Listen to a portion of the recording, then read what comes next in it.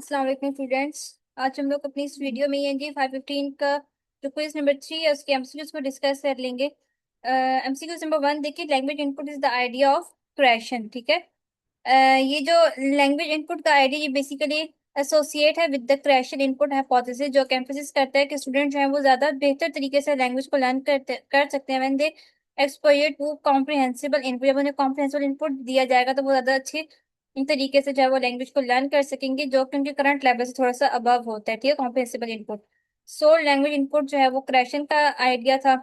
Okay, next हमारे पास आता है कि it involve an understanding of the illocutionary forces. Illocutionary forces का मतलब होता है कि intended meaning behind the utterance. ठीक है, यानी कि जो कहा जा रहा है उसका जो इंटेंडेड मीनिंग है, ठीक है, वो जो है उसको हम लोग इलोकेशनरी फोर्स कहते हैं। ठीक है, of an utterance by being aware of situation participant variables within which the utterance takes place. तो हमारे पास प्रैग्मेटिक होता है। ठीक है, ये आप लोग बहुत मरतबा पढ़ के आए हैं। तो प्रैग्मेटिक करेक्ट आंसर है। ओके, नेक्स्ट आता है कि can has describe dash features of the text with reference to pragmatic approach. तो इसका करेक्ट आंसर जहां तक मुझे लगता है ना वो 4 है, बट आप लोगों ने एक बार खुद इसको कंफर्म करना है। ठीक है, तो वो कौन से 4 फीचर्स हैं? वो हैं जो कि बहुत सी टेक्स्ट को एक्सप्लेन करती हैं कि टेक्स्ट हैज 4 प्रैग्मेटिक फीचर्स। ठीक है, तो वो कौन कौन से हैं? एक है context dependency, for example like की मीनिंग जो है वो सिचुएशन पर डिपेंड करता है। स्पीकर्स इंटेंशन, यानी कि जो इलोकेशनरी फोर्स होती है, कोहेरेंस होती है, कम्युनिकेटिव फंक्शन। ठीक है, तो 4 फीचर्स होते हैं टेक्स्ट के with reference to pragmatic approach. Okay, next हमारे पास आता है एमसीक्यूज।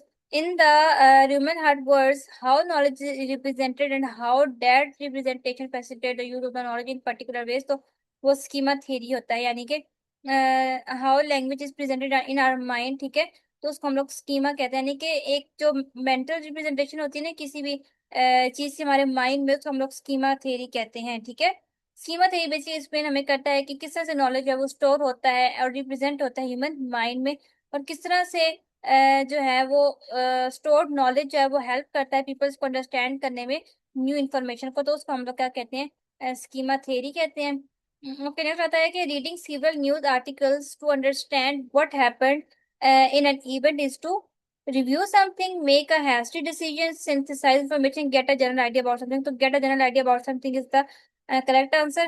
Okay, next आता है Schmidt and Carter experimented with dash reading, white reading जो है उन्होंने एक्सपेरिमेंट किया था। ठीक है, ओके, नेक्स्ट एमसीक्यूज देखें। Choose the right collocation from the following item. तो अ फास्ट मील कोई फूड नहीं होता, कोई train of the first food जो है वो करेक्ट आंसर है। ओके, नेक्स्ट आता है follow series of direction in order to build the book shelf dash choose the nearest matching option. तो इसका जो नियरेस्ट मैचिंग ऑप्शन होगा टू बी एंटरटेन और to pass the time to learn about a subject to make an attendance और cause to obtain information for a specific task. तो ये हमारे पास जो है वो करेक्ट आंसर है कि हम लोग किसी स्पेसिफिक इंफॉर्मेशन को जो है वो ऑब्टेन करने के लिए किसी भी जो है वो बुक सीरीज को क्या करते हैं?